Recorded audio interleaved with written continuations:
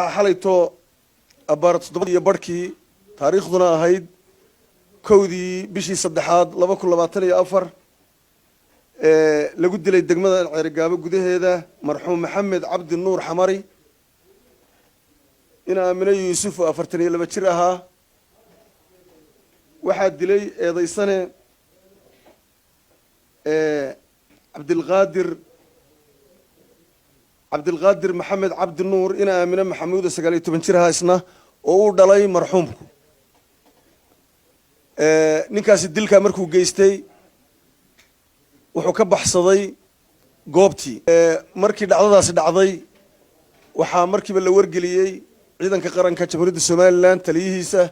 taliyaha qaybta iyo ku-xigeenkiisa iyo saraakiishii guutada uu ka tirsanaa ciidanka booliiskuna wuxuu galay baaritaan waqti aan fogeynba 2 saacadood 3 saac kadib waxa Ilaahay mahadii soo gacan galay eedaysanihi ama gacan ku dhiiglihii eedaysanahaas ama gacan ku dhiiglahaas oo ahaa mid aqligiisu aanu taamahayn oo sarxaansan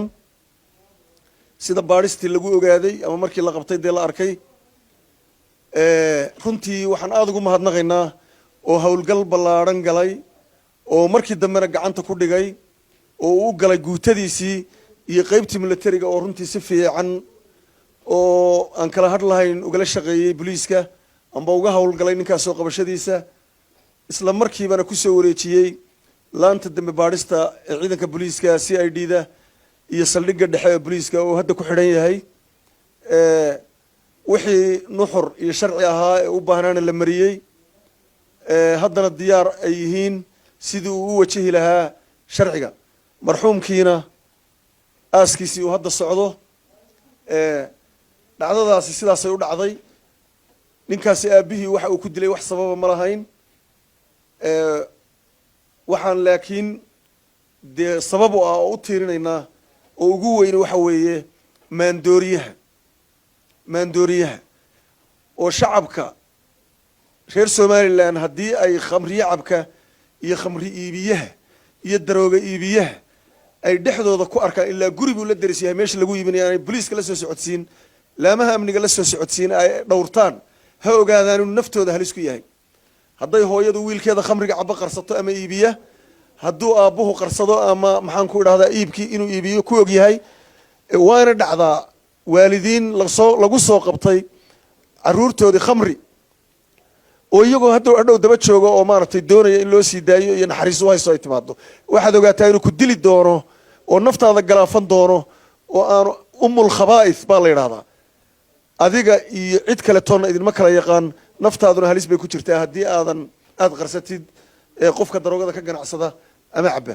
marka waxaan leenahay bulshada runtii waxyaabaha dhibta weyn inagu haya oo amnigeena aad dhibta ugu haya ayuu ka mid yahay khamrigu qaadku daroogadu hal laga hawlgalo ciidanka booliisku har iyo habeen wuu u taagan yahay dhib badan iyo muqaawamo badan baa ka hortimaada waxaa intaa dheer in haddana daneeyayaal dad danaynaya oo acyaan ah oo ahlu sharafa oo aan geyin in haddana qofkii markii dambigii lagu qabto laga daba tago oo la furdaamadiisa la galo oo maxaan ku idhaahdaa in naftiisa laga qabto oo ummadda laga qabto aan saamaxaynin arrintaana waxaan leenahay mas-uuliyiin ganacsato waxgarad cuqaal waayeel aqoon-yahan culimo khamri iyo daroogo meelaha looga soo wada jeensado qabashadiisa ka warbixintiisa soo basaasidiisa intaba waa inaanu midownaan idin faraynaa oo idinka codsanaynaa runtii gobolka Sanaag guud ahaan waa gobol waqtigan hadda lagu jiro kor u socda horumarkiisa wadooyin ka dhismayaan horumarinta biyo ka socoto caafimaadkiisu kobcayo horumar la taaban karo uu ka socdo waa gobol dhaqaalihiisu kobcayo oo dakhligiisu gaadhay meel aanu hore u gaadhin intii bilahan dambe ahayd 4-3 bilood dambe bil walba uu sii siyaadayay runtii waxa ku amaanan hay'adaha ku shaqada leh iyo booliiska oo ah laanta koowaad ee ilaalinta cashuuraha iyo maxaan ku idhaahdaa dabagalkooda iyo soo xareyntiisaba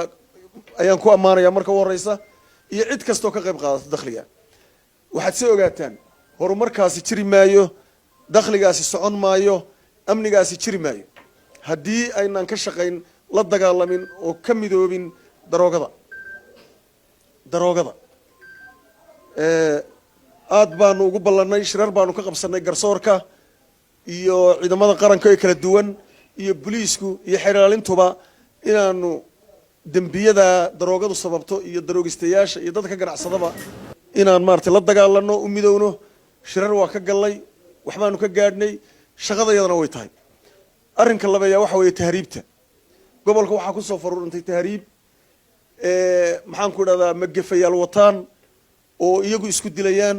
oo hub loo isu adeegsanaya oo khatari ka iman karto oo marka dambe qabaa'il dabada la gelaya arrintaana waxaanu leenahay shacab iyo dawladba aan gacmahaas qabsanno ka dagaalano aan ka hortagno iyo inaan ogolaanin khalkhal amniyo noocaasa in laynoo soo raro waa waxyaabaha fitnada aan lasoo dabar jari karin keenabay hadhow ka mid noqonaysa